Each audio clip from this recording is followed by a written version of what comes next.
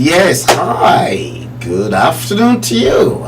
Yes, good afternoon, my good people. Yes, you can see I'm very casual today. Yes, you are welcome to the stream. Welcome to episode 115 of The Bleeding Edge. Yes, I salute you and I equally welcome each and every one of you to the live stream. Yes, I'm going to acknowledge each and every one of you, one after the other. Yes, The Bleeding Edge, episode 115. Today, Thursday, the 18th day of the 11th month of 2021. The time in London, according to the console, is exactly 10:32 London time. I salute you. Yes, I can see each and every one of you from all the different devices that you guys are watching the stream. Share it now before it is too late. Yes, Bleeding Edge, episode 115. Let me acknowledge all of you. Steve Osage, the right at the bottom. Alaji Usholade, Oladoshu, Alakufo. You were one of the people that actually criticized me in 2019 ruthlessly for coming out against the fake latex Muhammadu Buhari in Asarok. And now that you have seen the light, your criticism of me as at that time was to render an apology. I'm pretty sure, and I'm certain, that a lot more apology will soon follow, because I wanted to stream and I wanted to talk to you about the differences between the soul and the body. But they are clearly interwoven because the soul is part of the body. The body is the dust to which you were molded from, the dust of the earth to which you subsequently will have to return to, your physical body. And like I always say, there's a proverb in Yoruba language that says, Ayé lọ́jà, ọ̀run nílé.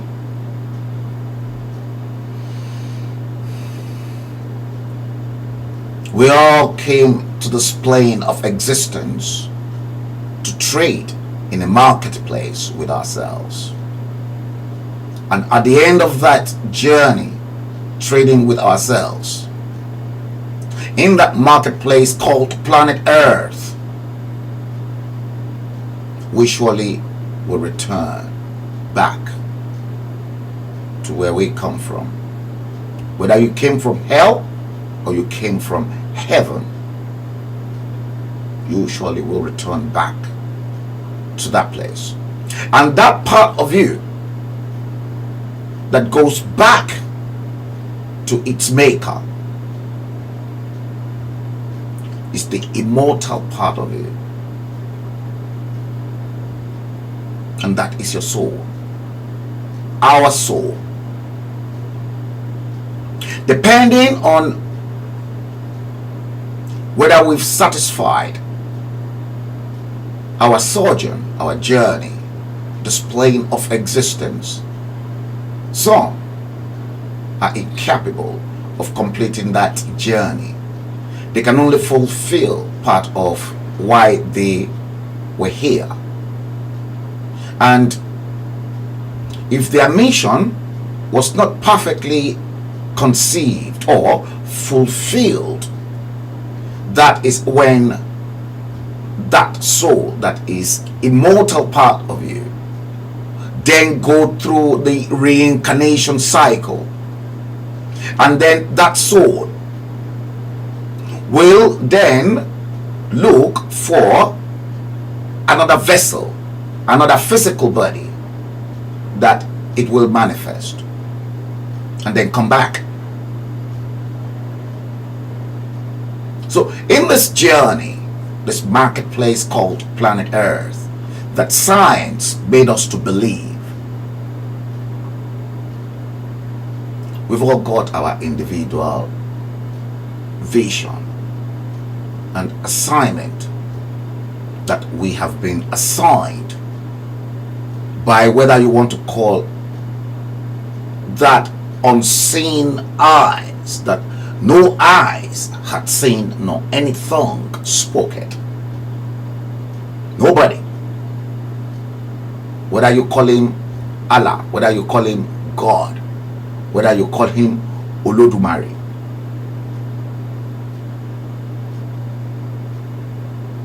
if your mission is not accomplished,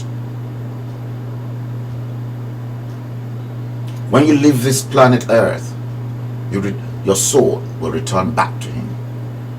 So it depends on how you utilize that immortal part of you that will never die,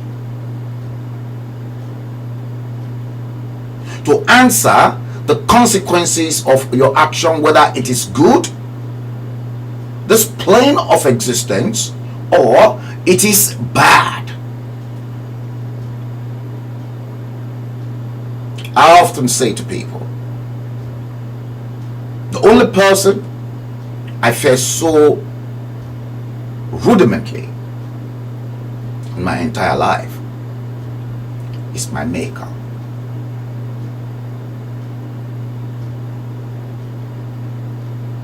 You see, there's a lot more that you guys still don't know about the mortal part of your being and the immortal part of your being.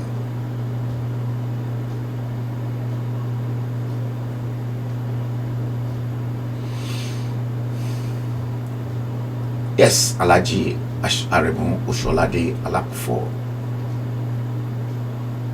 You said yes, Baba, you learn and now you understand more. Good. Dre, good morning. Steve Osage, good morning. Love Doris, good morning. Alaja Idayatu Moriana, that's you. Ekaroma. John YouTube, you and Alaja Idayatu Moriana, you're watching the live stream together on my YouTube feed. And here is Alaja Folake. Allow you to. You're welcome to the stream. Alaja Folake. Uche Timothy Eluma. Good morning. Mwadike Eberechuku. Good morning. If you don't comment, guys, I won't be able to see you and I won't be able to acknowledge your presence. Alajare Musholade, let me post your comment again. You said you nearly killed yourself in London Street because you were duped. And you were duped for supporting Buhari so much because you were in love with Idioman. Back to the army days. You thought he'll do the same and handling Nigeria well because Nigeria is doomed. See, you don't know anything about Muhammadu Buhari, even in the military. Odiliobi, good morning. Uluakombi, good morning. Idiagbon was a Fulani Ilori man, not 100% Yoruba. Tunde Idiagbon was diluted. Fulani Ilori, I said it.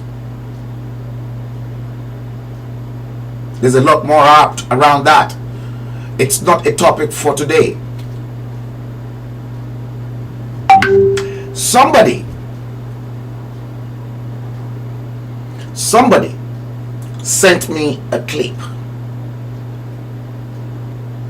In fact, before I do that, let me see if I can quickly look for this particular clip for you guys.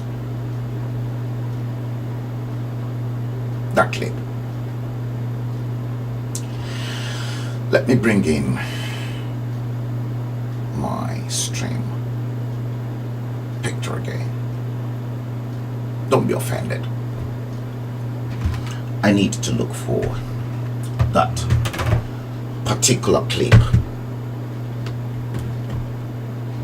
Yeah, and I need the keyboard next to me. Right, let me look for that clip. I think let me check from the archives. Yeah,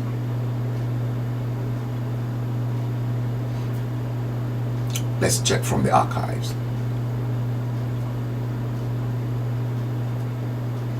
Just a minute, I just want to buttress this argument.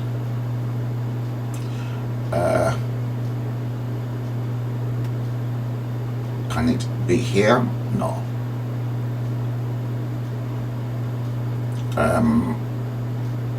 Up. Yeah, because I changed everything around again, and let me see.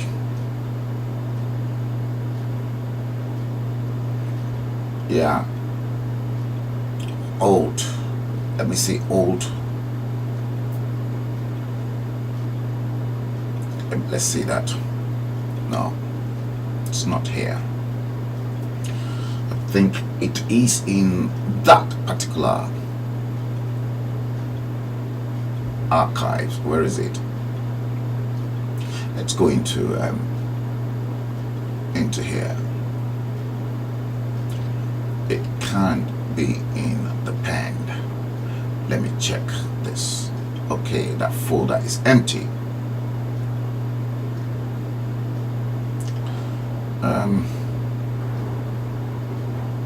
Just a minute.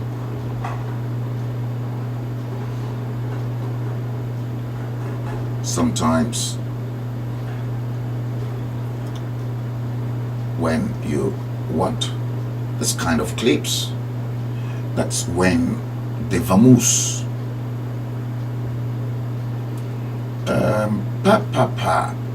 where are you?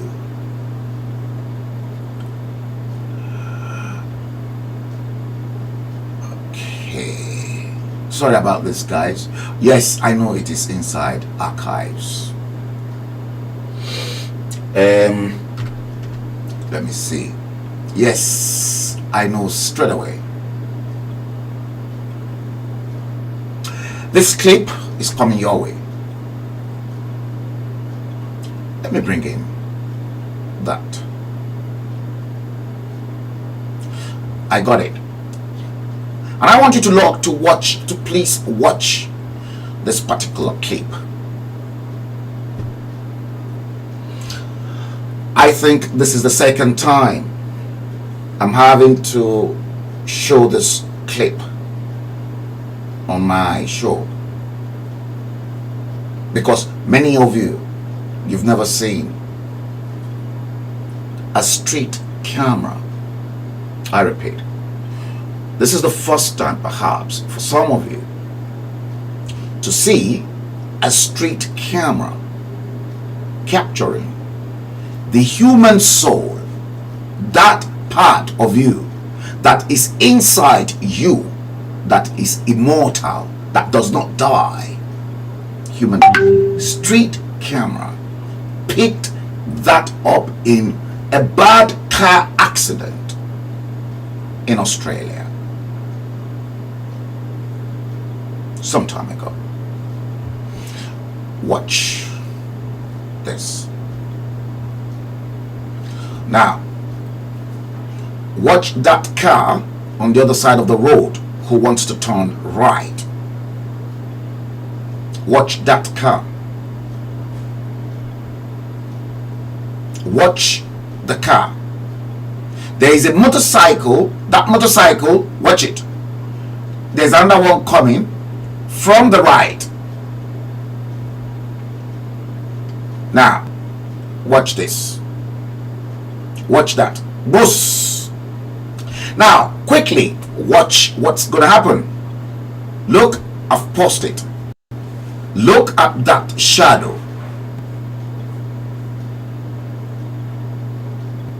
That just came out of that battered body. Look at the shadow.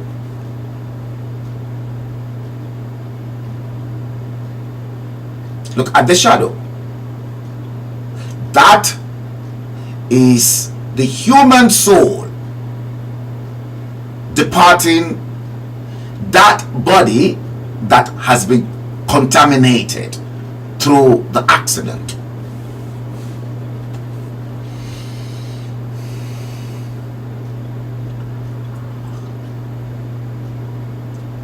See, so you see the human soul. Now I'm going to roll the tape once again. Watch it. How it will disappear into the thin air. Look at. Somebody wanted to moved backward. Perhaps the soul was actually waiting for another spirit or an angel to give directions. Look at. And now it's gone.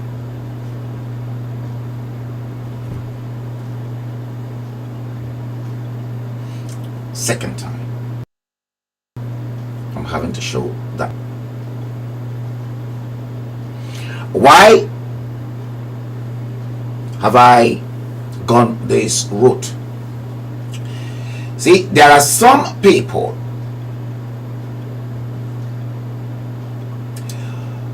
that does not fear God, this plane of existence, that they've got an assignment, because each and every one of us molded out of the clay We've got, well, it doesn't matter whether you are a Christian, you are a Muslim, or you are a traditionalist. We've all got our assignment, this plane of existence, in building this particular earth that science made us believe that is the name, so that at the end of that judgment day we will all account, because it is that immortal part, that soul that's gone into different bodies as a carrier, that will then come up, so that that perfect world, that the spiritual source of all creation, Tetragrammaton Sabaoth, wanted this plane of existence to be, can now be achieved, and the earth will then become an eternal paradise. But not many people are aware. In the Islamic sector, they know it will end one day, and the Creator will take charge. In the Christian, it is the same. In traditional religion, they're preaching the same.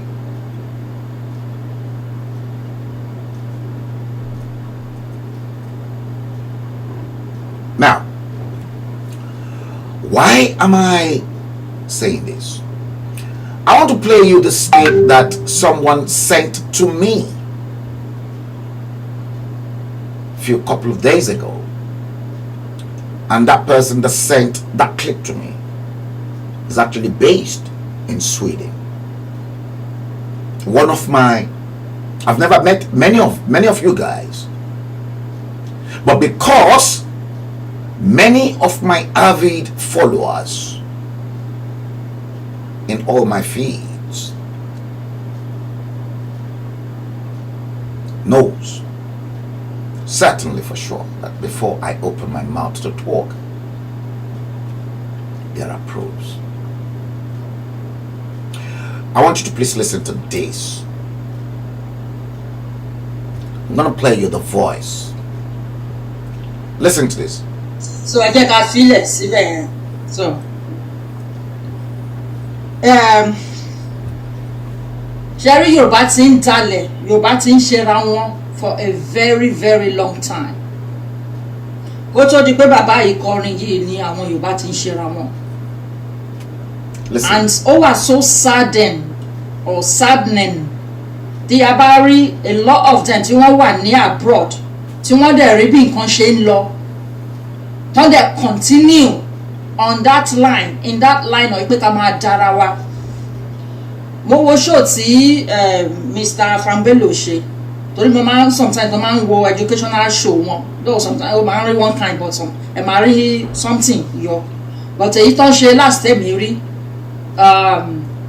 tí wọ́n ń sọ̀rọ̀, you know, bí Nigeria is corrupt kìnìkan mo fẹ́nu bá díẹ̀ nínú my last show, but tẹ́ bá wá compare nǹkan tí wọ́n ṣe yẹn pẹ̀lú this latest video tí wọ́n gbé jáde when he was in a party, ẹ rí pé ẹlẹ́nu mẹ́fà ní màá yẹn, ẹ rí pé ìkà ní màá yẹn, ẹ rí pé Yorùbá ò tí ì jáwọ́ pé kán máa bà tira wọn jẹ́. Money, we are going to be looking into Frank Bello's mischievous and misleading chart, and we're really going to do that. But before we go into that chart, ẹ jẹ́ ká gbọ́ èyí tí wọ́n ṣe, this latest one tí wọ́n ṣe, you know, ní party, ẹ jẹ́ ká gbọ́ yẹn. Let me just put this thing down a bit. Please follow that. Everybody can follow that.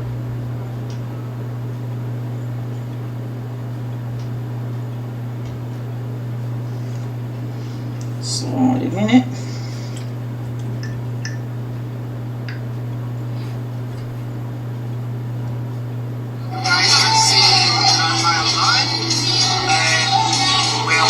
Frambello, please permit me to use your video. ojú wọn rèé ẹ̀yìn so we'll just ó dà pé kò láòdù.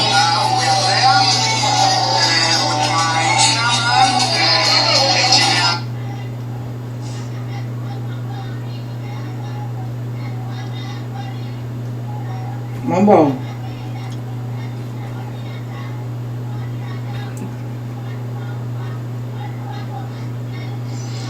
Should talk. Audio yẹn fẹ́ jáde we'll get there. Right, I'm not really going to waste much time on this because I started initially with the soul, the human soul, and the fact that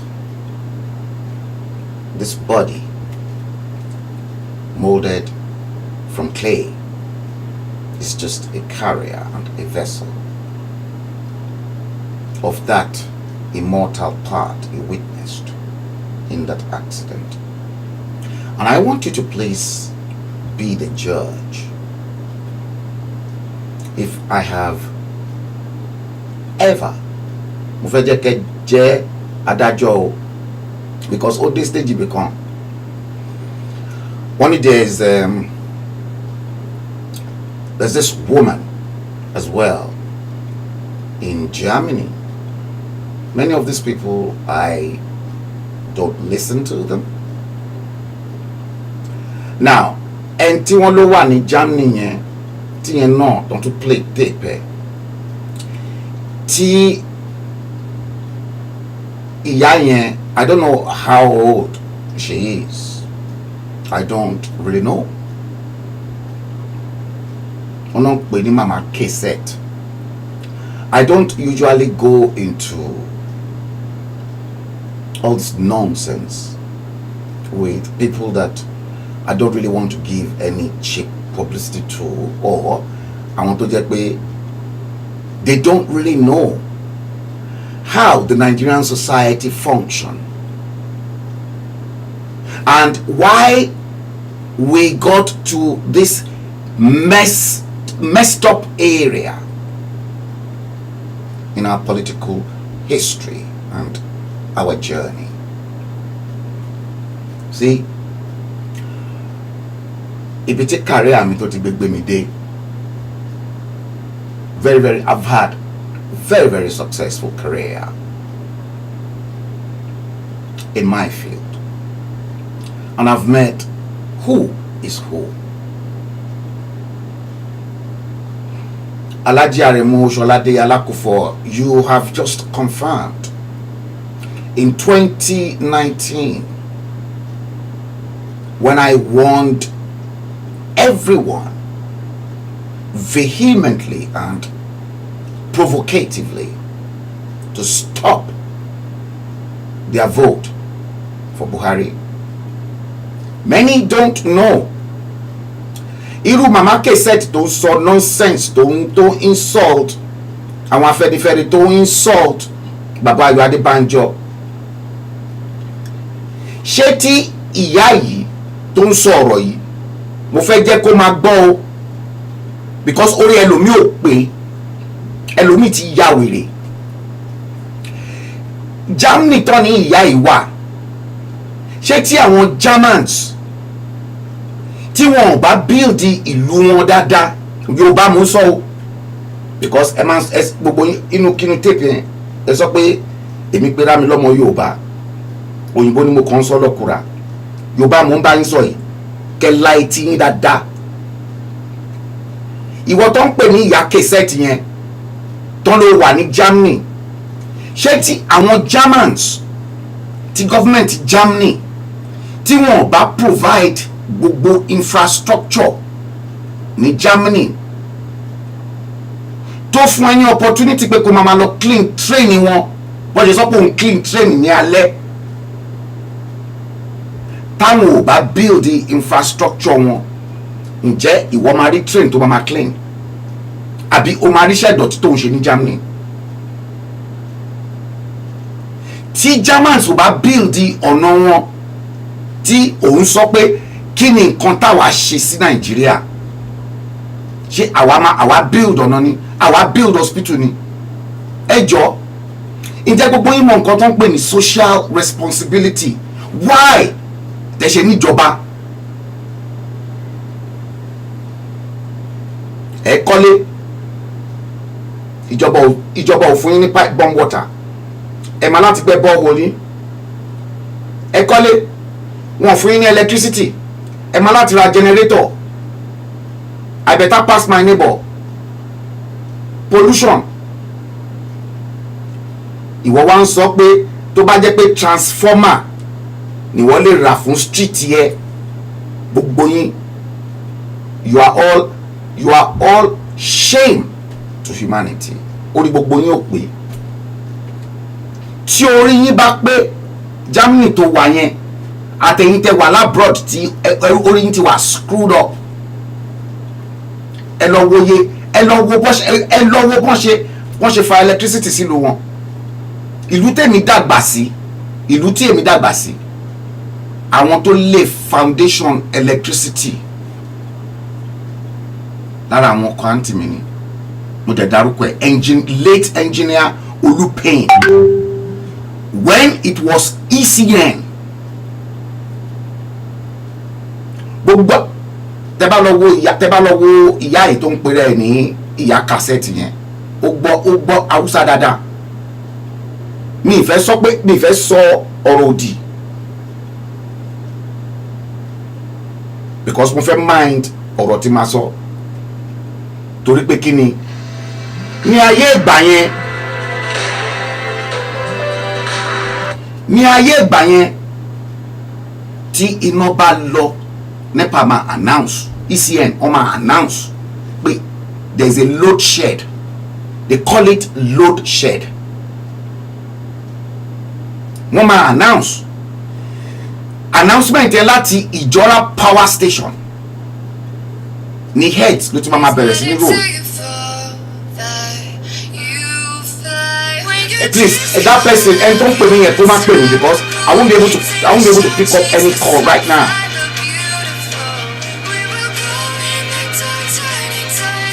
Social responsibility.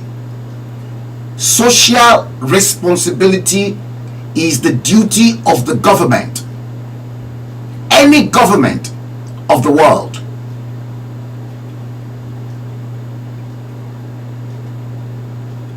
Ṣé rí gbogbo àwọn tẹ́ ń rí wọn mọ nǹkan tó ń ṣẹlẹ̀ behind closed doors. Facebook àti YouTube ó dẹ̀ provide a lot of people ní kọ́ máa ṣe báyìí tẹ́ni wọ́n máa yọ. táyé pé kò sí Facebook kò sí YouTube tó jẹ́ pé ẹ máa rely lórí printed media to get all your news feed. Kò sí kankan ní tó máa bèrè tó máa sọ pé òun fẹ́ wá join newsprint media.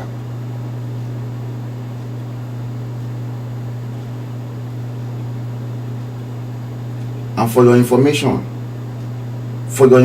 gbogbo yín tẹ́ ń sọ̀rọ̀ ẹ mọ nǹkan tí oníkálukú ti ṣe sílẹ̀ náà, ẹ mọ bí àwọn tó wà nínú Nàìjíríà gan bọ́n ṣe destroy business àwọn tó tún gbéra láti diaspora pé kàn lọ dá business sílẹ̀ lé. Ṣé ti Isaac Adegbite tó kó odindi equipment worth several thousands of pounds in photography, color lab tó kó lọ sílé, àwọn tó ń bá ṣiṣẹ́ iyọ̀ lọ́nà dà sínú gbogbo ink tó ń print machine fún.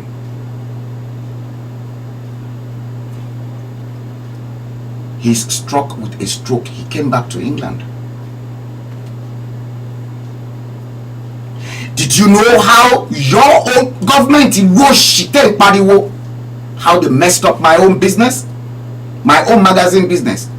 I lost, for your information, I lost over £150,000. Just like the Obasanjo bó ṣe ban West Africa magazine, printed published in Cold Harbor Lane when he was a military junta.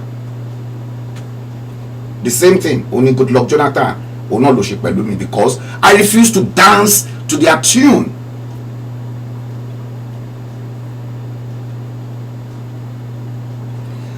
Hello, Dada. Èmi ò ní problem pẹ̀lú Bọ́lá Tinubu o. Èmi dẹ̀ ṣì ń sọ pé Bọ́lá Tinubu ló ṣì máa wá lead wa ní Yorùbá nation. Last joker gbogbo yín ẹ máa wòran. Mi ò ní problem pẹ̀lú ẹ̀. Wọ́n bára wọn play card game ni.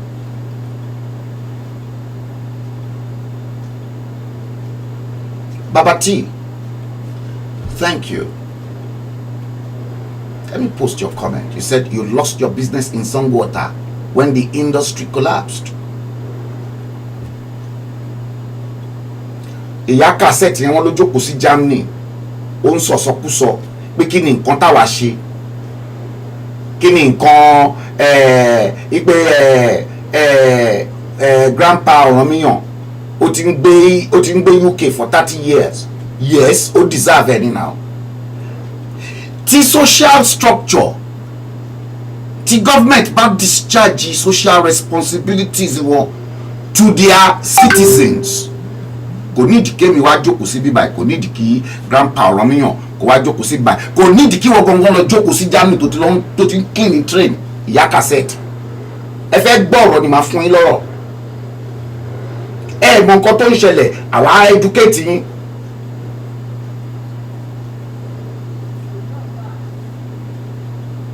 Normally I don't come into this, but ẹ tó bá ti ọwọ́ bọ̀ mí lẹ́nu, wọn kàn ti ọwọ́ bọ̀ mí lẹ́nu lásán. See, James Coker, thank you. You said 3 times you lost companies: printing press, farms, transportation. You said you are done. Go and tell Yaki said Ati. I don't know what that girl's name is, but it is clearly written all over her forehead that she's working for Bola Tinubu. And Lowori Wole, plaster wall with picture Bola Tinubu, because they are all now supporting Bola Tinubu's presidency. And the little election mawani ilẹ̀ Yoruba land come 2023. Gbogbo yẹn waste time around. The last breath and the last blood in my body, unless and otherwise, on one condition. In 2015, I'm repeating it here. Ṣẹ́gun Mọ́ládé òun àti Bọ́lá Tinubu wọ́n jọ wà ní mobile oil nbodi ya kẹsẹ̀tì wà ń gbà yẹn. Mo pe Ṣẹ́gun Mọ́ládé in 2015 àti help ọ̀gá ẹ̀. I ran a campaign in 2015 because that useless Goodluck Jonathan was so bloody useless at the time. Just like in 2015, let's give perhaps people change. Well, let's change, but immediately that success came. I called Ṣẹ́gun Mọ́ládé instantly before the swearing-in ceremony of Muhammadu Buhari to go tell Bola Tinubu to start fighting for Yoruba nation. Now, kò ń ṣe gbogbo ẹni tó lójú ló fi ríran ṣe ìyá cassette ready. Ṣẹ́gun Mọ́ládé is my witness.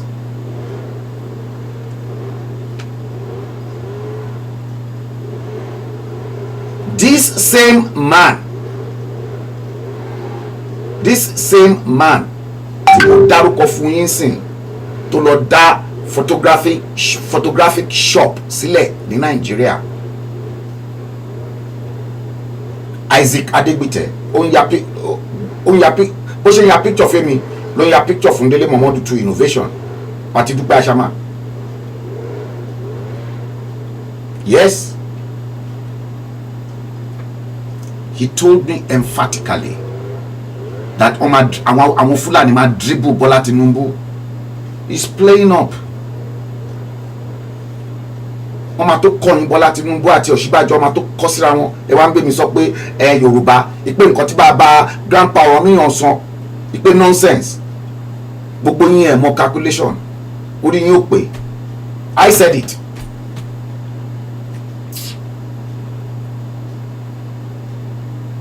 I said it. Èmi mo sọ bẹ́ẹ̀ Bọ́lá Tinubu is coming.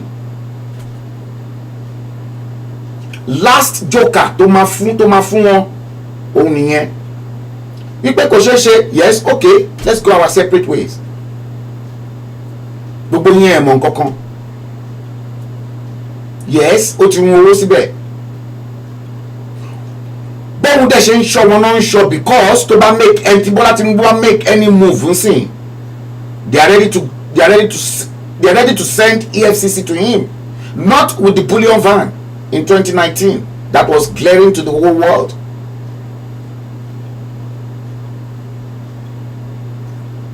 Wọ́n sọ pé èèyàn kan kì í kọ́ absolute nonsense, pure nonsense, pure garbage. Did you hear that? Pure garbage, trash bin. I don't really care. Tó bá wù yín ẹ pè mí lórúkọ kí orúkọ tó bá wù yín nǹkan tó bá wù oníkálùkù ló lè fi ẹnu ẹ sọ. That's your headache. But èmi ò lérò pé there is somebody else tó tún jẹ́ pé more Yoruba than me. Watch this. Watch this. Very soon people will be arrested for holding Nigeria's passport. Definitely.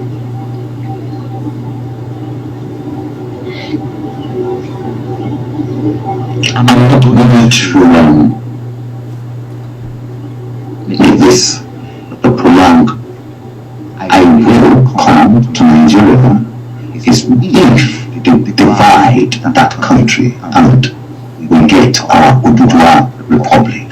That is the condition to which I will go to my fatherland. Nigeria is not my fatherland.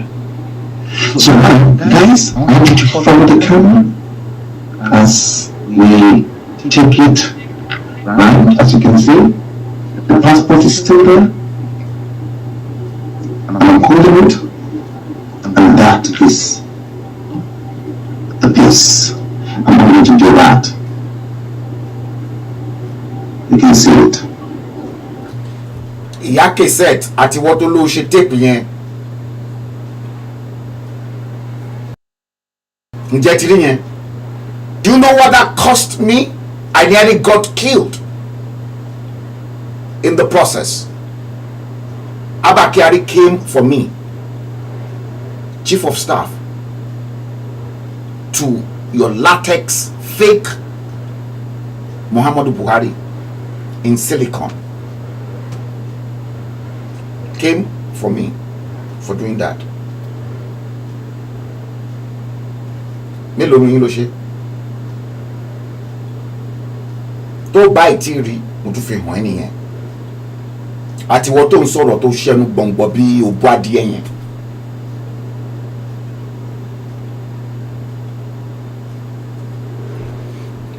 If you haven't seen that, watch that. Because anytime ní gbogbo ìgbà tí n bá jáde àwọn tó jù yín lọ àwọn tó jẹ́ olórí tán ti rule mo ń present wọn pẹ̀lú hard facts and evidence láti sọ fún wọn pé òun rèé kẹ́ ẹ̀ ṣe bẹ́ evidence ni.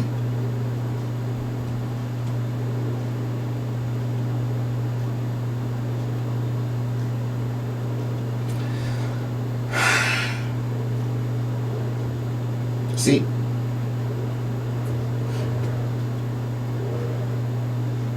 let's do this. I've got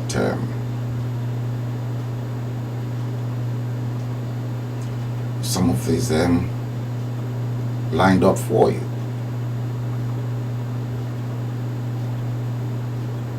See, ìyá Cassette àti lady tó ṣe tape yẹn o ẹ wo ṣé èmi ní túmọ̀ lọ bá wọn tún Third Mainland Bridge tí wọ́n kọ́ lówó iyebíye tó maintain ẹ wo ṣé èmi ní túmọ̀ lọ bá wọn tó lè ṣe. Bridge and this particular expansion joint has already begun to sever, so it's causing a lot of shaking and vibration on this part of the bridge. We do understand the Federal Ministry of Works has said that there is no cause for alarm, but perhaps there is need for an urgent attention on this part of the bridge. A long shot from the camera. ṣé èmi ló tún yẹ kí n tún yẹn ṣe ìyá Cassette ṣé iṣẹ́ ti tèmi ní láti lọ tún Third Mainland Bridge láti tún ṣe with that big structural damage.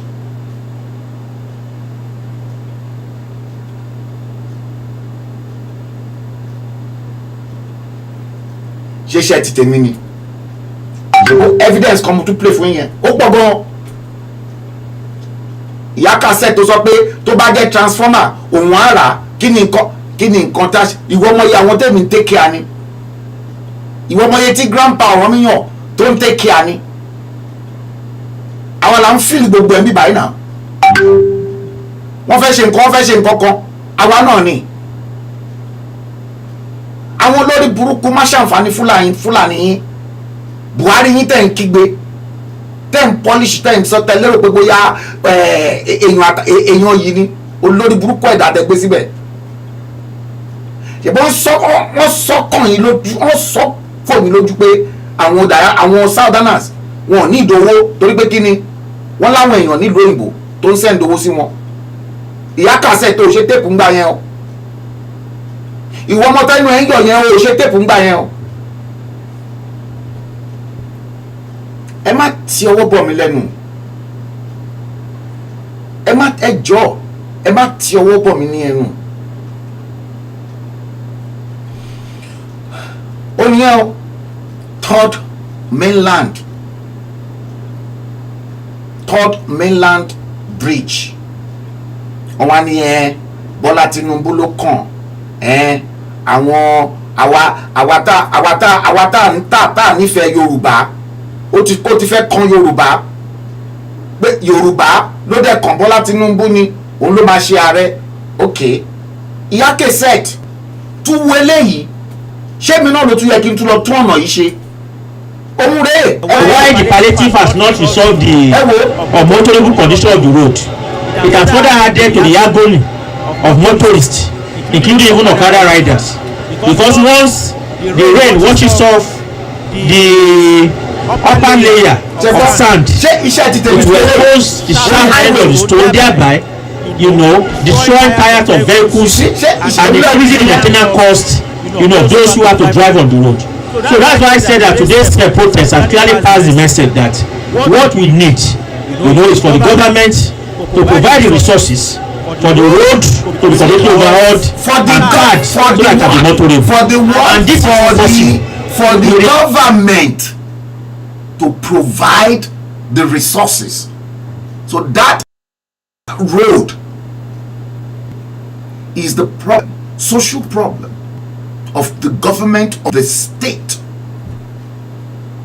ṣé individual ìyá Cassette individual ló ń build òun ló ń tún ọ̀nà ṣe ní ìlú Germany tó wà àbí ṣé individual ló ń tún ọ̀nà ṣe ní London àti UK táwa wà ń bíbà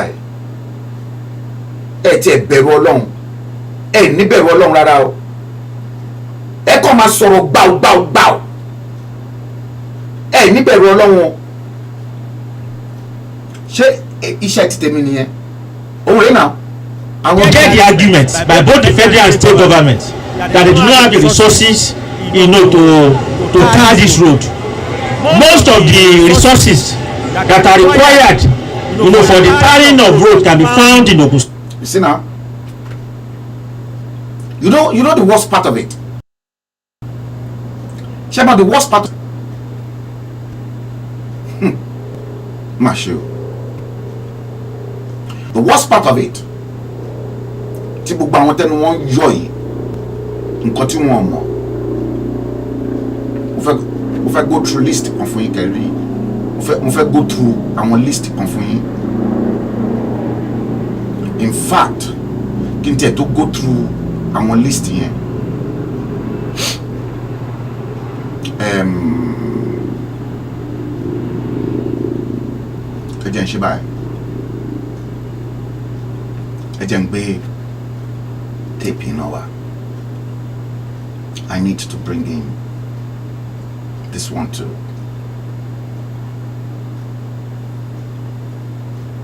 I need to bring this in too.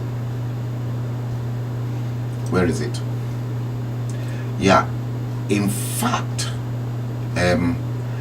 before kinti to gbé yẹn wá,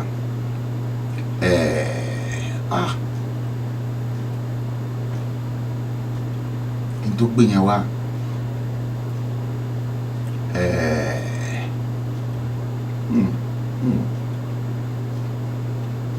ẹ jọ̀ọ́, ṣé èmi problem eléyìí náà ṣé problem ti tèmi náà ni ìyá cassette wo eléyìí dáadáa ṣé problem engineer, a retiree of Water Corporation of Oyo State. He retired in 2016 and he has since been ill. Is yet to receive his gratuity, which will turn his condition around if paid. Yet to receive his gratuity pension that he contributed when he was active in service. Ya cassette, Shongbo, explain this. In time, he has been pestering and begging the Oyo State government to pay his gratuity to cover the expenses of his treatment, which he could not afford as of now. Ìyá cassette, ìwọ ló dá ọpọlọ rìn sílẹ̀ o. Germany tó wà ṣóun sanwó hospital ń bẹ̀. Germany tó sọ pé o ti ń clean train wọn ní alẹ́ overnight. Ṣé tó bá sick àbò fẹ́ rí doctor ṣóun sanwó hospital ń bẹ̀ ìyá cassette. Engineer yìí water engineer ni ó ṣiṣẹ́ ó serve ìlú ẹ̀, pension yẹn wọ́n yọ nínú owó oṣù ẹ̀ every month. Wo òun lòun wò wájú screen ẹ̀ yìí o. Ṣé responsibility tètè mi ni pension ẹ̀ òun náà tún mọ́ ní asọ́rọ̀ kó òun náà ń kó fún àwọn ajẹgọ́rò nínú tó ìyá cassette òun lòun wò wájú screen ẹ̀ yìí o. Let's roll it. Hereby appeal on behalf of the family of Engineer Oladimeji Oladapo Bamidele to the Oyo State government and to any other kind-hearted and public-spirited individual or organization to assist this dying man who worked ceaselessly for 35 years and retired as a director in the Water Corporation of Oyo State.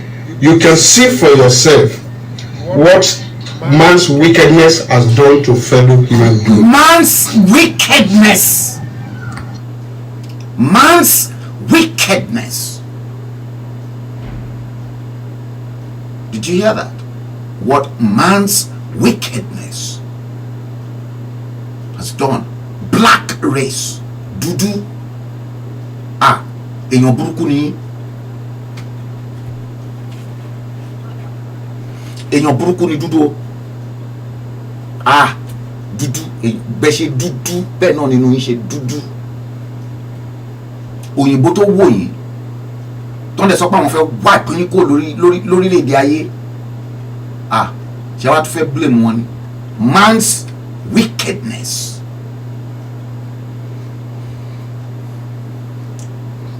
A ṣe ń bọ̀rọ̀ lọ ni o. Ẹ̀yin lẹ pọ̀ oró sí mi lẹ́nu gẹ́gẹ́ mi mo ra jókòó mi o. Ẹ mọ hard facts, ẹ mọ nǹkan tó ń go tó ń ṣẹlẹ̀ behind the closed doors.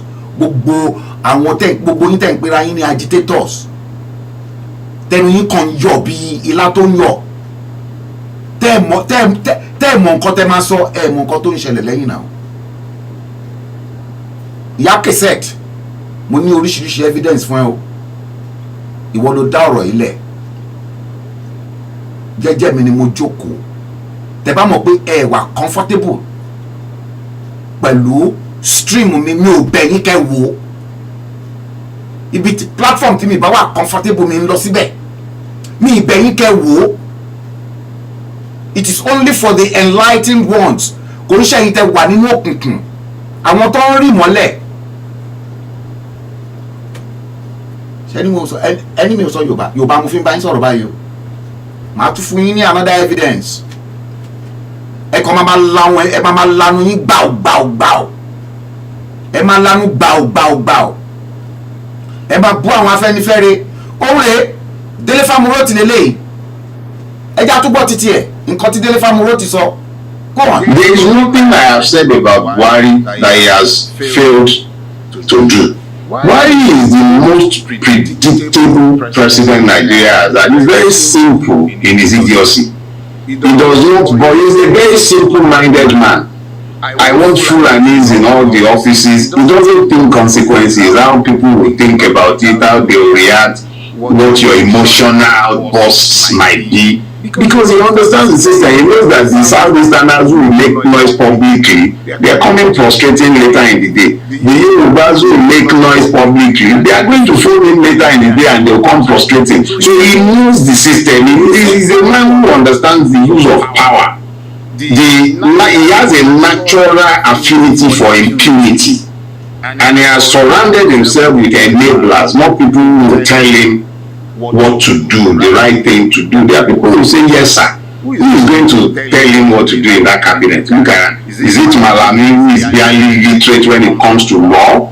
Who will make pronouncements in aid of tyranny variously? Twitter ban, interpreting the constitution as though it were to be a king. Name it. Who is going to tell him the truth in that cabinet? Everybody is busy. It's like a cabinet. When you have a ship that is sinking, it's the rats that first start jumping. Look at that cabinet. Who in that cabinet is not telling the truth? One of the most brilliant human beings I ever came across in my life is Professor Yemi Osinbajo. That Professor Osinbajo is in that government and these kind of things are happening. It should tell you sufficiently. I forgot. The man has badge. So it's actually possible that they are telling him and he's not listening, but it's just the way it is. Not listening to anyone. So that I said that 2 years ago is nothing. Go back to the beginning. Buhari is a tragedy foretold, but it's not about Buhari, it's about the system that produced it. You hear that? And it will produce worse. Did you hear that? Do you hear that? The system that produced him. And this same Yaka Seto, ona ló tún sọ Fúlàní fún Hausa fún Buhari o.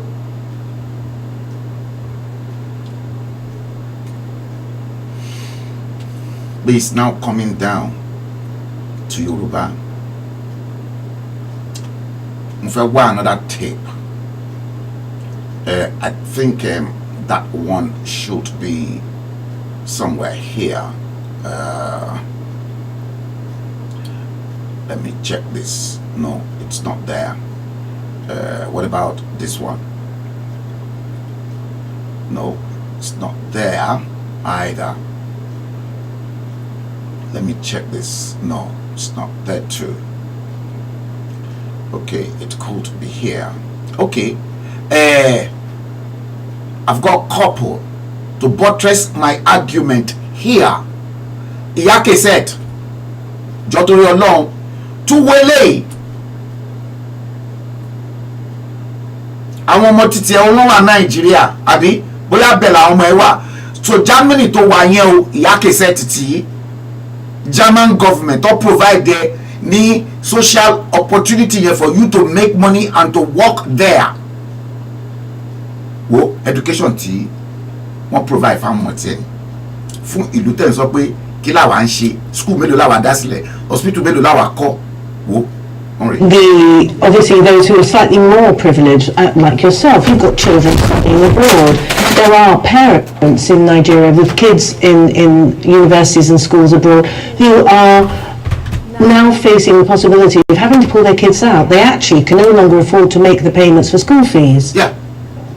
Well, if the country cannot afford it, so be it. So your children will continue their studies, no doubt.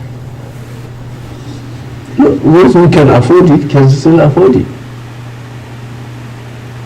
But for those that can't, Nigeria can't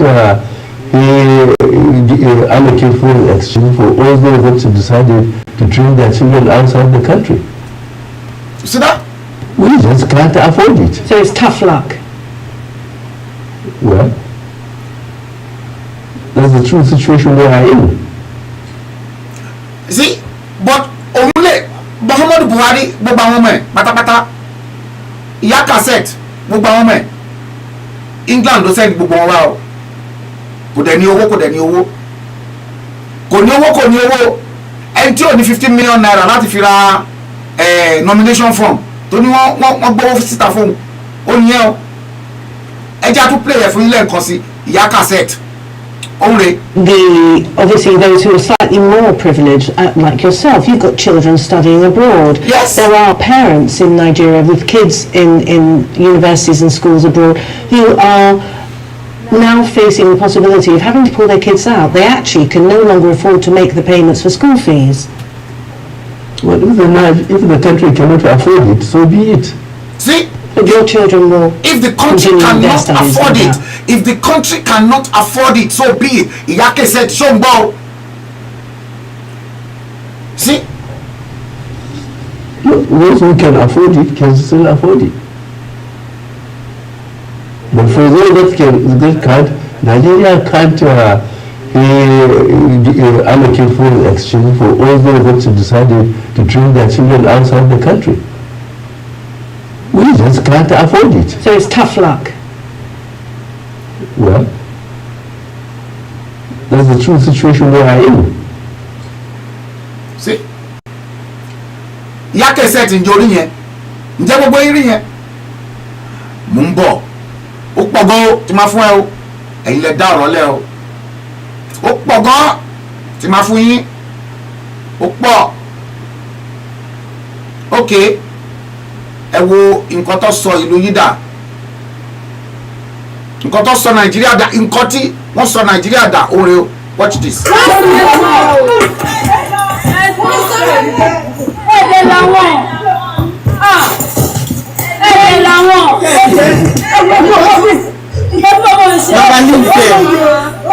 NEPA ṣẹ́rí wọ́n supply yàtọ̀ sẹ́ẹ̀tì wọ́n supply iná omi wọ́n níná wọ́n lọ já iná wọn lórí power cable.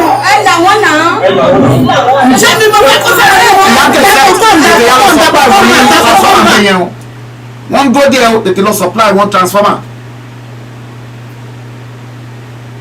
Ẹ ti ọwọ́ bọ̀ mí lẹ́nu, ẹ ti ọwọ́ ẹ ti bọ̀ mí lẹ́nu, ẹyọ kan nìyẹn. Ebi tulele.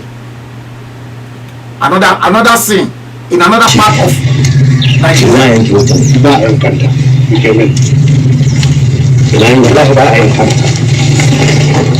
NEPA of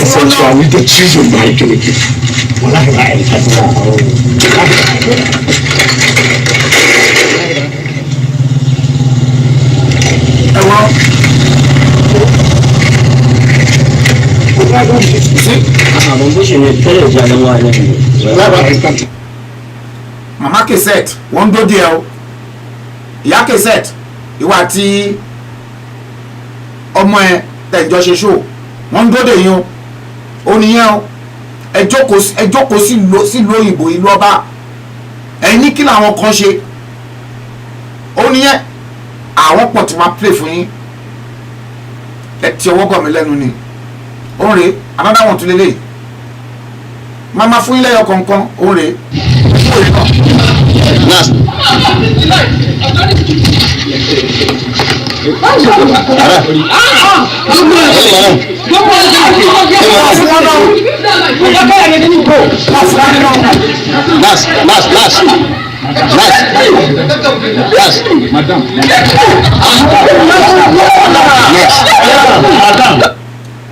ìyá cassette wọ́n ń dóde ẹ o mo tó bá fẹ́ gbogbo street yẹn o máa lọ supply wọn transformer bẹ́ẹ̀ o ìwọ ló sọ pé tó bá jẹ́ pé transformer ni wàá supply wọn ẹ̀dẹ̀ ti sọ́dá yín di nepa àbí ẹ̀ ti sọ́dá yín di nepa àti ecn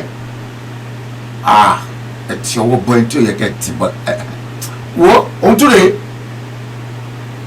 another case tó lélẹ́yìí the same nepa ó yá.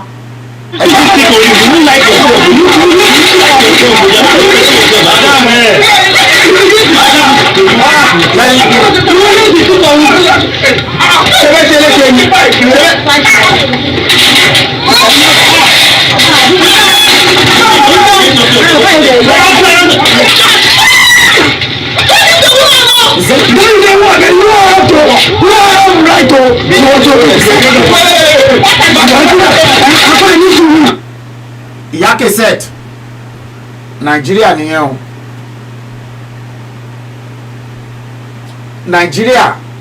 nàìjíríà tí gbogbo yín fẹ́ kú torí ẹ̀ tẹ́yìn sọ pé o Bọ́lá Tinubu lọ́mọ wa tí ó ṣe kò lè rí ṣe fáfáfá fáw gbogbo permutation nìkan tó fẹ́ ṣẹlẹ̀ pátápátá òun ni grandpa ọ̀rọ̀ mi òun ló ti sọ yẹn tó bá wùn yín kẹ́ gbà tó bá wùn yín kẹ́ má gbà yín ò nídìí pé kẹ́ máa sọ pé fẹ́ máa insult Abagun àbí Afẹ́nifẹ́re ọ̀ Chifayo Adébánjọ sí níbẹ̀ mọ thinking wọn kò ń ṣe Afẹ́nifẹ́re ló gbé Bọ́lá Tinubu wọbẹ̀ ni gbogbo ìgbà tí Bọ́lá Tinubu lọ side track pẹ̀lú Abacha lẹ́yìn ìgbà tí wọ́n gbé Abiola ẹ̀yin ò sọ yẹn o I'm not an Abiola man but let truth be told many of you don't know the secret inside.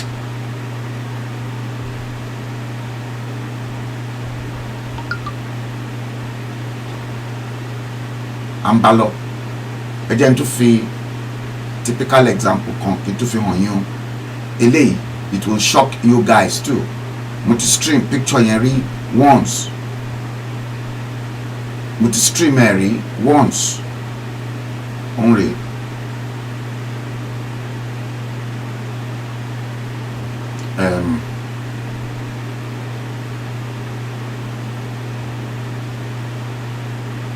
stream ẹ rí it is somewhere here.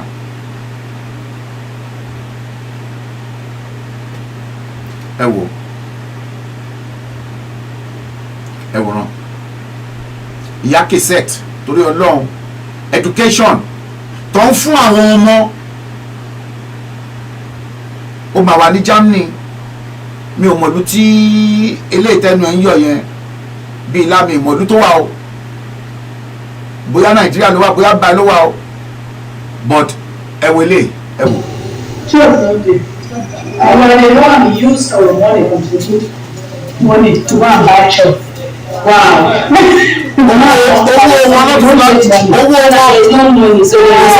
owó tíjà owó ẹnu fi ra chop. ẹ̀ẹ́dẹ̀ bẹ̀rù Ọlọ́run ẹ̀ẹ́dẹ̀ bẹ̀rù Ọlọ́run ẹ wo. Class 2, that is class 1. Okay, come on, check class 1. How are you?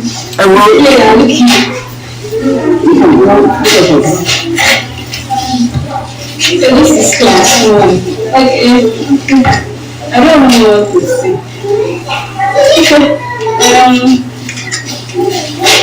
You see? ẹ wo future wo làwọn ọmọdé ìfẹ́ ní nítorí Ọlọ́run ìyá kẹsẹ̀ ẹ̀ẹ́dẹ̀ bẹ̀rù Ọlọ́run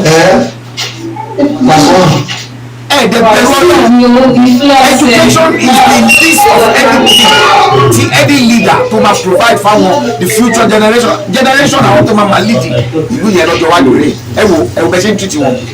God bless the queen. ìlú tó wà ń Germany ṣé wọ́n ṣe kí táwọn ọmọ rẹ̀ ṣé reputation táwọn ọmọ wọn gbà ń bẹ̀ ni ẹ̀ẹ́dẹ̀ bẹ̀rù Ọlọ́run.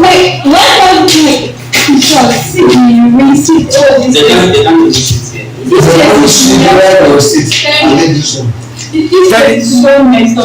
All the teachers that will now come, we will not be standing in the middle of all these things. For these people to even leave their houses in the morning and come to school. It's not sure. Knowing that this is the kind of people they are coming to see, it's something that it is that they are doing. We need help. We need, like, this is serious. We need help. Well, okay, you don't want to sit on the floor, that's why she's sitting like this. Yes, like okay. So this is one out of many. Yes, so one out of the so many other schools. Very concerned. This school is better than all schools. Yes. I find students in that. Some more. Wow. Okay, thank you.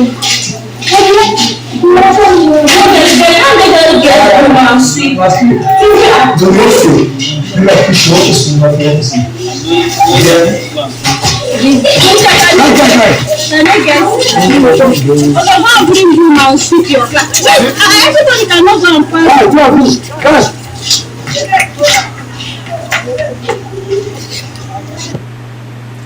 See?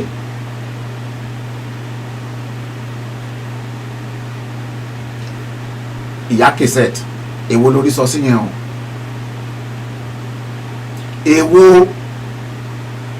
Èwo lórí sọ sí yẹn? Ẹ̀dẹ̀ bẹ̀rù Ọlọ́run. Ẹ̀dẹ̀ bẹ̀rù Ọlọ́run.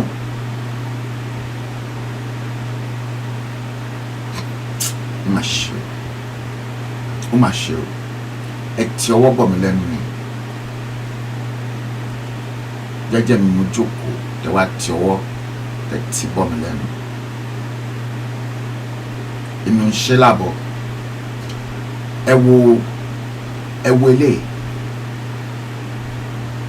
Wọ́n béèrè question lọ́wọ́ ọ̀gá yín tẹ pè ní Buhari.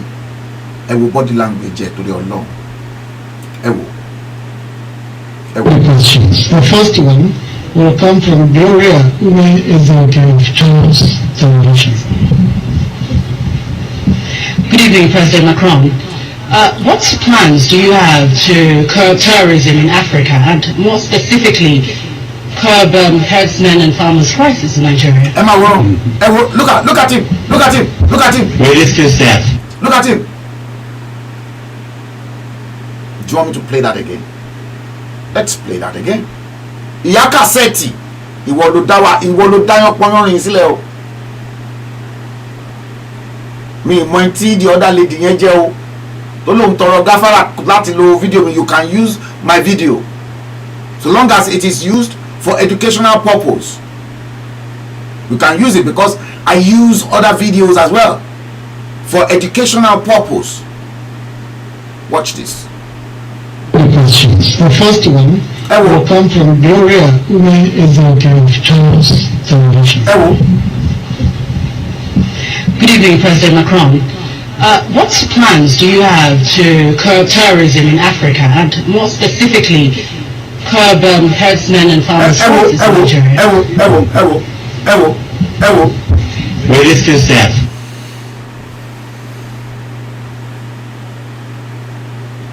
Who is that man? Who is that man? I'm not done with him yet. I've still got a lot of expose for him. A lot.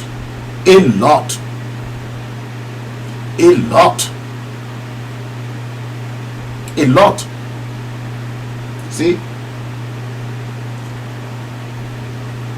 I'm pretty sure pé irú ìyá yìí tí mo fẹ́ play the next clip yìí bóyá ẹgbẹ́ ìyá Kẹsẹt ni o mi ò wá lè sọ o but nígbà COVID lockdown níyà yìí ló ṣe làwọn èèyàn lọ interview ẹ̀ ìyá Kẹsẹt ṣé ǹjẹ́ ìwọ lè jáde kó sọ pé o máa lọ dóko torí pé kí ni o ò rówó tó máa fi tọ́ àwọn ọmọ ẹ ká jẹ́ pé o wà ní Nàìjíríà Ọlọ́run ò bọ́tà bread ẹ wípé o wà nílùú Germany tó ti lọ ń clean train ẹgbọ́n ilé náà. Lábísí Kàrímù. Kí lẹ sọ pé ẹ máa ṣe yìí tẹ́lẹ̀ bá pa yẹn ṣe kí ni? Máa dọ́kọ. àṣẹ yìí sì lè dókó báyìí. òjò kan wà tó dún ògbó mi ọ̀rọ̀ lù. Bàbá mi. nígbà tó jó ògbó yín ọ̀rọ̀ lù. ẹni tẹ bá rẹ tó máa fún yín lélo. kókó fúláwé jábọ̀ kí ni jẹun kí ni ẹ̀ fún ọmọ mi láti ní ìjẹun àárọ̀ ní ìsìn wọn ní ọlọ́dọ̀ síbẹ̀ yẹn bí ń pa wọn. ẹ wá jẹ́ kọkùnrin gorí yín. kí ló wà lọ jalè nǹkan. tó bá kì í mọ́lẹ̀ tí ẹ wá ń lọ wú kọ́ńkọ́. ilé wúkọ́ ti kọ́lẹ̀ bàbá mi. ìyá mi sọ ẹ sì ń gba rọ́bà báyìí. ìyá cassette nǹkan tí wọ́n sọ̀rọ̀ ṣé tó bá jẹ́ pé ìwọ náà ló wà nírú situation bẹ́ẹ̀ yẹn ọlọ́run bọ́tà búrẹ́dì ló máa ṣe wà ní Germany tó ń clean train sórí bí táwọn èèyàn tó ń gbé desperate dé ẹ̀ẹ́dẹ̀ níbẹ̀rù ọlọ́run ẹ̀yin dúdú ẹ burú o sórí later ẹni tó ṣe ojú àánú fún arábìnrin yìí nígbà tí fídíò clip yìí tó go viral ẹ jẹ́ n tún play fídíò yẹn fún yín bó ni ìyá cassette wà ǹjẹ́ o send owó sí ǹjẹ́ o contribute towards ẹ̀ òun rèé o máa fi wọ́n rẹ́rìn-ín ni gbogbo amọ̀rù yìí òun rèé ẹ wò. màmá Don Jazzy. Don Jazzy. ó ní ká fún yín ní 100,000. ṣé ẹ ti rówó yẹn mọ̀. mo ti rí ebi ò ní pa yín. Don Jazzy olórin. Don Jazzy olórin. Don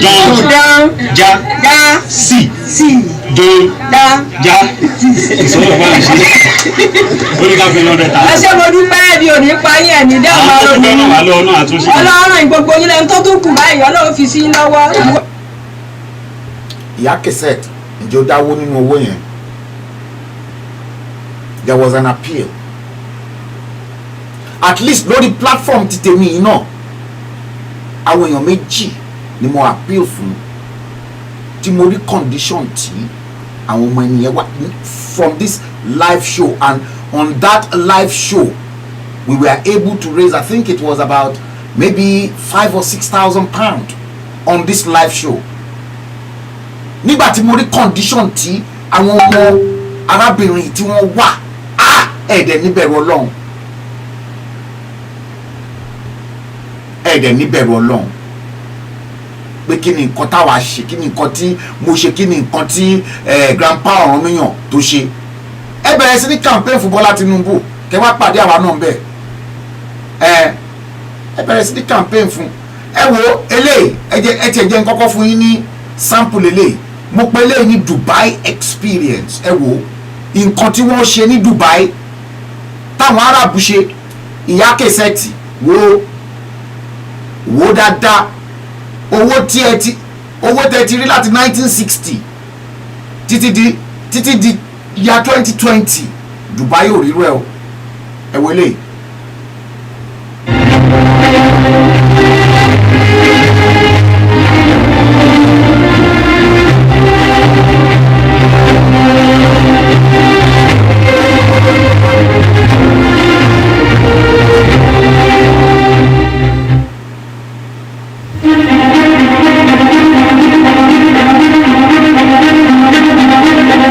هذا فكر ودهاء.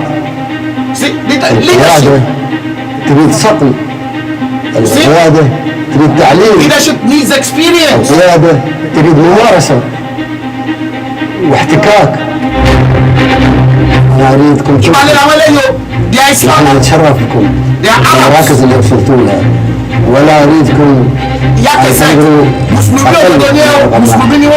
لأن رقم واحد واللي بعد واحد ما حد يعرفه. ما في مشروع بدون مخاطرة. الحياة كلها تحديات. Life is full of challenges. في كل خطوة وكل مشروع نقوم فيه مخاطرة. تصوروا انتم الدنيا بدون تحديات ولا مخاطر بنكون كسولين فيها. كيف نتغلب على التحديات بالطاقة الإيجابية؟ الإنسان إذا كان عنده الطاقة الإيجابية يكون فرح مع الناس ومبسوط وقادر على التحديات، تشوف حياة أحلى. قلت هذه الإشارة هي فوز وهي نصر من انفراد حكم. ثالث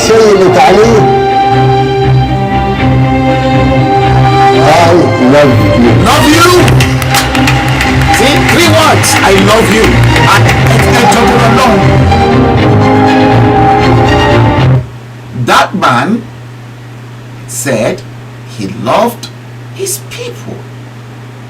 Ìfẹ́, I have been preaching about love. Ìyá Kásẹ̀tì, ìbò nífẹ̀ẹ́ rẹ wà. Ìfẹ́ rẹ wà sí ọ̀dọ̀ Bọ́lá Tinubu because ó fẹ́ lọ gbọ́ owó lọ́wọ́ Bọ́lá Tinubu. Gbogbo ilẹ̀ fẹ́ lọ gbọ́ owó lọ́wọ́ ẹ̀. Ẹ nífẹ̀ẹ́ àwọn èèyàn yín, ẹ bá àwọn èèyàn yín sọ òdodo ọ̀rọ̀.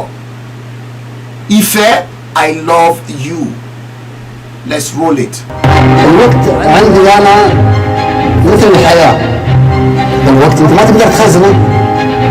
الماضي ما في خط نهائي للتطور والابتكار والتميز، ما في خط نهائي. كلنا all of us في هذه الدولة in this country نحب تراب الإمارات. love the UAE, United Arab Emirates. All of them, they love the UAE. Ìyá Kásẹ̀tì, ǹjẹ́ wọ́n nífẹ̀ẹ́ Nigeria? Nigeria is a fake. Two things nǹkan méjì ló lè unite a whole nation. Number one is your language. Number two is your religion. Mi ò kì í ṣọ̀tẹ̀. Èmi tí wọ́n gbogbo yẹn láti lẹ̀. Language, èdè yín ní gbogbo káàárọ̀ òjìrè, ilẹ̀ káàárọ̀ òjìrè, Yorùbá yẹn ò ní the unifying factor. Torí ẹlòmíì ò bá pé tẹ́ ẹ̀ bá mọ ìwé ẹ ti ẹ̀ kọ́gbọ́n lọ́wọ́ àwọn tó ka ìwé, gbogbo yín òun kàwé.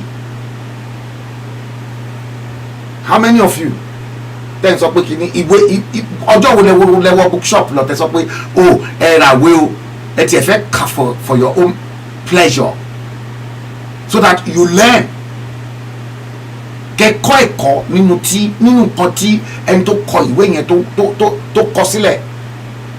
No. Ṣẹ́rí èmi lẹ́yìn fẹ́ máa sọ̀rọ̀ sí lára, mi ò kì í ṣọmọ àlè, máa fún yín lésì lẹ́sẹ̀kẹsẹ̀ ni. Ẹ túbọ̀ ṣẹ́rí Arab in fact nǹkan méjì ló tún wá unite àwọn yẹn papọ̀. Wọ́n ní we love the UAE, we love the United Arab Emirates. Pẹ̀lú nǹkan tí mo ti ṣó ẹ lẹ́ni Ìyá Kásẹ̀tì, ǹjẹ́ Buhari love yín nílẹ̀ Yorùbá? Ǹjẹ́ Bọ́lá Tinubu gan nífẹ̀ẹ́ yín? Ilẹ̀ Haúsá ni Bọ́lá Tinubu lọ ń da owó sí. Ṣáṣá market ó jóná, ṣó fún yín lówó.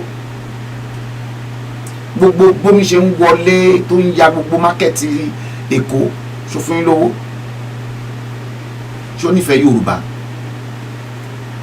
Bọ́lá Tinubu ó ti ń di ọdún 8 ló fi rúlù Èkó. Ẹjọ́ Ìyá Kásẹ̀tì ẹ náwó sí nǹkan tó ṣe. Ẹ sọ fún mi hospital tó kọ́, ẹ sọ school mélòó ló kọ́. Ẹ ti ọwọ́ bọ̀ mí lẹ́nu ni o.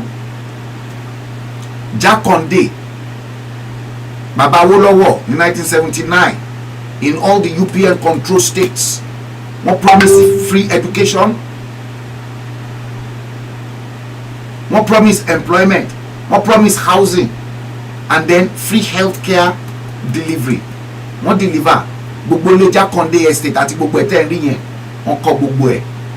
Àwọn ẹlòmíì tí ò lérò pé bóyá wọ́n lè gbé flat nílé ayé wọn, wọ́n ra flat nínú ilé Jákàndé tó kọ́ káàkiri gbogbo Èkó.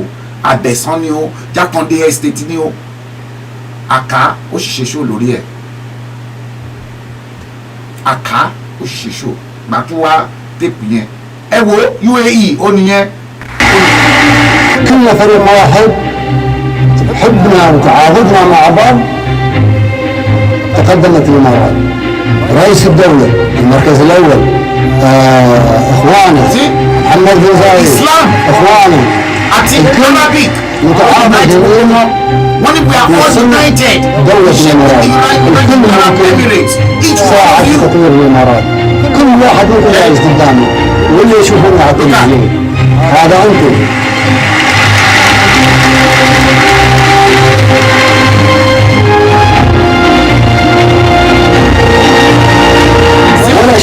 يعدي مر على زايد يجنبه لازم يتحدى ويغلبه وهذا الشعور الإيجابي العالي ورثناه من زايد صراحة.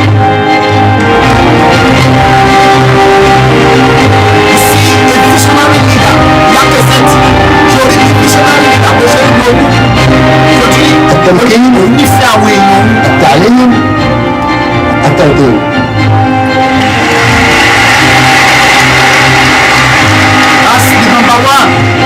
وهذا التمكين أخواني هذا أولوياتنا نحن كحكومة. 30 years láti turn desert into paradise yake sexy 30 years. روح الاتحاد، تراب الاتحاد، فرق عن الاتحاد، عن الاتحاد. ẹ̀yin gbogbo olóṣì pẹ̀lú báwọn onídàájọ́ olóṣì. روح المكان ومكان الروح.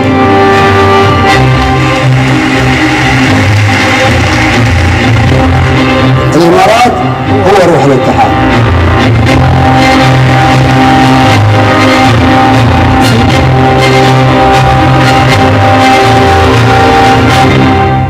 See, these were the things that moved people like me. Àwọn nǹkan tó ń jẹ́ kí orí èèyàn máa wú. Ẹ sọ fún mi nísìn ìyá cassette ibi tẹ́ ìgbé ní ọgbọ́n dé nìyẹn, ibi tó gbé ní ọgbọ́n títí ẹ tó gbé ní dé nìyẹn. Sọ fún mi nísìn báwo ni Ọlọ́run ò ṣe ní bless irú èèyàn báyìí tó nífẹ̀ẹ́ èèyàn ẹ̀ tó dẹ̀ ń sọ pé òun nífẹ̀ẹ́ àwọn èèyàn òun torí ẹ̀ mo ṣe play tape yẹn fún yín o ṣẹ́rí ó accomplish mission ẹ̀ ní this plane of existence ẹ̀ náà ti first tape tí mo kọ́kọ́ play between the soul and the human body. For me ó ti complete mission ẹ̀ inú Ọlọ́run dẹ̀ ti yọ sí inú Ọlọ́run ti dùn inú Ọlọ́run ọba tó dá tó dẹ̀ jẹ́ pé ó dẹ̀ tún worship Islam yẹn ní òtítọ́ àti òdodo tó jẹ́ pé Islam, Christianity, any religion of the world is all about love. Only I love you.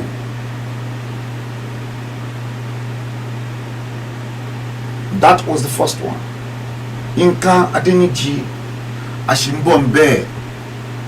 That's the first one. Again to Fuyini second Dubai experiment. Yakaseti o towo bo mi lẹ́nu ni. Again to Fuyini second one. Aisha Bereni. Money time yin. Ore second one. Eje ko roll. If you have ever been to Dubai, you know it's unlike any other city in the world. Dubai has attracted global attention through large construction projects and sports events, in particular the world's tallest building, the Burj Khalifa. And due to wealth from oil and business, Dubai only stands to become more impressive as time progresses. Like a city out of a science fiction novel, Dubai grew out of the desert at a miraculous speed. The city has seen a 5,000% population increase since the 1960s and shows no signs of stopping. But the craziest part of Dubai is not its skyscrapers or its oil tycoons. In reality, it's the one-of-a-kind, hyper-futuristic police force. It's hard to know where to begin with this legendary police squad. For starters, the 15,000-strong unit has apparently started training its officers how to pilot a new flying motorbike. That's right, Dubai drivers might get pulled over by a flying bike cop if they make a false move. The vehicles are expected to be in action in just over a year's time, coinciding with Expo 2020, the Festival of Human Ingenuity, which Dubai won the right to host. Each S3 2019 hoverbike costs $150,000. The HoverSurf has gifted Dubai Police its first example to allow training to begin and to help get the promotional ball rolling. The two parties signed a partnership agreement in late 2017. Based on a prototype previously made from aluminum, the body of the electric vertical takeoff and landing bike is a one-piece carbon fiber composite, which both reduces the weight and adds structural rigidity. The new curb weight, now just 253 pounds. Okay, ẹ jẹ́ ká pause bẹ́ẹ̀ ẹ jẹ́ ká pause bẹ́ẹ̀ yẹn ẹ jẹ́ kí n pause ìyẹn bẹ́ẹ̀ yẹn tí n bá pause yẹn ẹ jẹ́ kí n wá wò ó dàbẹ́ pé mo ṣì ní kídí graphics yẹn ní ibi báyìí mo fẹ́ fi hàn ya cassette ni o pẹ̀lú gbogbo àwọn tó ń sọ̀rọ̀ tí ó dàbẹ́ pé orí wọn ti dàlú, orí yìí ti dàlú. Ore, look at this. Ẹ wo Dubai òun nìyẹn ní 1991, pure red desert. At least ẹ ṣáà ti ẹ̀gbọ́n àkáǹtì ti Asari Dokubo náà. Asari Dokubo ní 1991 yẹn òun fly kọjá lórí Dubai pé it was pure desert. Ẹ wo Dubai in the year 2000. Ẹ wo 2000 to 1991, how many years? Ẹ jọ̀ọ́ ẹ bá wa ṣí bóyá àyà kásẹ̀tì bóyá ó dẹ̀ ń wo kọ́ náà tètè ṣí. Ẹ wo láti desert, the same place. Ẹ wo by the year 2000. Ẹ wo nǹkan tó tọ̀nà ẹ̀sìn. Ẹ wo Dubai 2021. Ẹ wo ṣẹ́tìrì. Ẹ wo 30 years. Dubai nìyẹn o. Wọ́n dẹ̀ sọ pé orí mi ò pé. Inú ẹ̀mí àti ẹ̀yìn ta ni orí ò pé. Ẹ̀yin gangan lẹ ní mental problem now. Tẹ́ ẹ lè ronú, kẹ́ ẹ ronú jinlẹ̀. Any mental problem. You see, Dubai nìyẹn o. Ẹ wo òun rèé àrùn ojú ẹ ti rí nínú fíìmù. Ṣẹ́rí ọlọ́pàá wọn nìyẹn. Dubai. Ẹ wọlé wọn náà tún ní ẹ wo 1990 ẹ wo Dubai bó ṣe rí 1990 ètò ẹ̀kọ́kọ́ rí yẹn was 1991 o. Ẹ wo eléyìí kò tiẹ̀ tí yẹ kẹ́ wo yẹn. Ẹ wo 1991 ṣe ti rí 2000 2021 ẹ wo rán òǹrè ẹ wo 1990 àti 1991 ṣe ti rí. Ẹ wo 2012 ẹ wo bó ṣe rí. Ẹ wo 2016 ẹ wo Dubai 2021. Ìyá kàsẹ́ẹ̀tì ń bolo wà. Àwọn nǹkan tí àwa ń rí tó jẹ́ liquid evidence tó yẹ kẹ́ máa bá wọn ìjọba olórí burúkú jọba ara nù. Àwọn Bọ́lá Tinubu yín tẹ̀ ń support àwọn nǹkan tó yẹ kẹ́ máa gbé sílẹ̀ kẹ́ tender fún wa as evidence pé kí ló dé táwọn ilé tó fi rí ṣe tẹ́yìn ò lè ṣe. Sí ok ẹ jẹ́ àwa tiẹ̀ wá wo ìlú yín. Ẹ wo ìlú yín rè. Ẹ wo the same year 1990 2012 2016 2021 the same way bí n ṣe compare nǹkan tẹ̀ ń wò níbí báyìí mo tún gbé ti ìlú yín mo gbé sí lẹ́gbẹ̀ẹ́. Ṣé di 1990 ẹ wo bá Abuja ṣe rí. Ẹ wo Abuja ní 2012 ẹ wo 2016 ẹ wo 2021 as opposed to nǹkan tẹ̀ ń rí níbí báyìí Dubai. Ẹ wo rán it's not only that. Ẹ wo gbogbo wọn pátápátá. Ẹ wo wọn kàn kó owó jẹ owó epo gbogbo wọn ẹ wo wọn kó gbogbo owó jẹ. Ẹ wo wọn bẹ̀rẹ̀ sí ní jẹ́ kí bọ́ǹbù ṣe ìyá kásẹ̀tò rélé ni. Ẹ jọ̀ọ́ ẹ bá mi send the clip yìí sí ìgbà tí Goodluck Ebele Jonathan. Ẹ wo ṣé tó bá jẹ́ pọ̀ wọn ìyá kásẹ̀tì ni wọ́n blow agbárí ẹ̀ open by with a shrapnel ṣóṣì máa ma support government yẹn. ṣẹ́rí Abuja ṣẹ́tìrí left right and center bomb ṣẹ́tìrí gbogbo ẹ̀ ni mo document pátápátá gbogbo ẹ̀ ni mo document. Ya ẹ wòrán Abuja yín nìyẹn o. Ẹ wo òun rèé the same place tẹ́ ẹ̀ ń rí yìí United Arab Emirates ní 1945 òun nìyẹn. ẹ wo Èkó Lagos nìyẹn 1945 to 1957 ẹ wo bẹ́ẹ̀ kò ṣe fine Èkó nìyẹn ṣe rí pé Britishness wà ń bẹ̀ ẹ wo kò sí nǹkan kan bẹ̀ yẹn ìyá kásẹ̀tì tó ń sọ̀rọ̀ yìí ẹ wo 1997 13th of April 1997 nínú this day ọ̀gá wọn tó ń sọ̀pọ̀tì àwọn méjèèjì Bọ́lá Tinubu olóhùn ò believe in one Nigeria I don't believe in one Nigeria ìyá kásẹ̀tì ẹ wò òun rèé àwọn ojú ni nà ìmìlẹ̀ ń fẹ́ tọwọ́ bọ̀ lẹ́nu ẹ rí pé ẹ ti kàgbákò àgbákò ayé àgbákò ọ̀run òun ni sí ẹ já padà sórí eléyìí ó yá.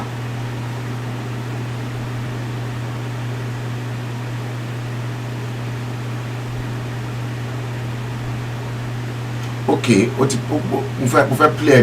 means HubberSurf has been able to install a more capacious battery discharging 12.3 kilowatts as part of the S3 2019's hybrid powertrain. This also allows the drone, restricted by law to a 96 km/h speed limit and an altitude of 16 feet, to fly for up to 40 minutes on what the company calls drone mode. And while the flying motorcycles put the Dubai police force in the headlines recently, this isn't their first foray into exciting vehicles. It all started back in April 2013 when they announced they would be adding a Lamborghini Aventador to the fleet. This was the obvious choice if you were in the market for a maximum wow factor mainstream supercar back then. So it came natural, even if the car came with a $350,000 price tag. They also added a $200,000 McLaren MP412C with a max speed of 207 miles per hour to the fleet. Complete with flashing lights, it can accelerate from 0 to 62 miles per hour in 3.1 seconds. The custom-made vehicle, painted in Dubai's flagship green and white colors, carries a 2020 number plate to celebrate the nation's successful World Expo 2020 bid, which will showcase business, creative, and economic innovation in the country to millions of visitors. Subsequent sí gbogbo àwọn politician yín gbogbo àwọn Àtíkù yín gbogbo àwọn olórí burúkú tán kówó jẹ ṣẹ́rí Dubai ibẹ̀ náà tún kówó lọ ìlú tó jẹ́ pé àwọn gangan tún develop àwọn wọ́n tún lọ ń kó gbogbo owó tó ń jí wọ́n tún kó lọ sí Dubai yẹn ń kọ́ ẹ rí pé olórí burúkú ni wọ́n ẹ rí pé olórí burúkú má ṣàǹfààní òun ni wọ́n. ẹ jẹ́ n play the next step fún yín Dubai experiment èmi mo ti ready gbogbo everybody mo ti ready ẹ̀ òun rèé Dubai experience òun tún rèé yes. Just over 50 years ago, oil was discovered here in Dubai. It helped build this modern metropolis, but the resource accounts for less than 1% of the state's GDP. The city is now a global business hub and luxury tourist destination that boasts the world's tallest building and a police force that drives supercars. So how did Dubai get so rich? How did Dubai get One of the main sources of Dubai's wealth is from its prosperous maritime activities. It was once a modest fishing town, which, by the early 20th century, had become an important trading port.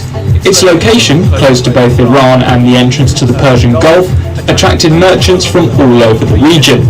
Today, Dubai's main cargo port, Jebel Ali, is the busiest port in the Middle East, and arguably the United Arab Emirates' most valuable commercial asset. A big reason for the shipping terminal's success is that it's located inside the Jebel Ali Free Zone, also known as JAFZA. Spread over 57 square kilometers, JAFZA is the world's largest economic free zone. It's one of more than 20 other industry-specific free zones dotted around Dubai, all set up by the government. These zones attract businesses with tax breaks, custom duty benefits, and no foreign ownership restrictions, all within a developed infrastructure that is run by an independent authority. You see, the last time I streamed a show on the Tinapa decadence, that's how I can put it, state of disrepair in Cross River State. And guess what? You heard inside that tape, don't stop me, because the Fulanis are the one controlling the customs. They made Tinapa not to be successful. The people refused to help as well, because at the end of the day, one will loot Bugba shopping. Dre, let's go through all your comments and let's wind up. I was really charged up today. Yeah, you said, Mr. Frank, save your breath. We'll take Iya cassette to the mental home, Arrow or Homerton. Dre. Yemi Foluke, you posted, we have a lot of ignorant people amongst us, and it is so sad. Dre, you said Iya cassette is in trouble this morning. Oh, Alaja Folake Alawiye, you said the bitter truth. Yinka Adeniji, you said love for the citizens must reflect in service to the people. No, Iya cassette does not see that. Iya cassette wanted you and I to come and build hospitals, to buy transformers, and then to build roads, infrastructures. But Abuja, they are chopping billions. Maybe Iya cassette does not know where they are even negotiating with South Africa right now for $90-something billion loan from South Africa.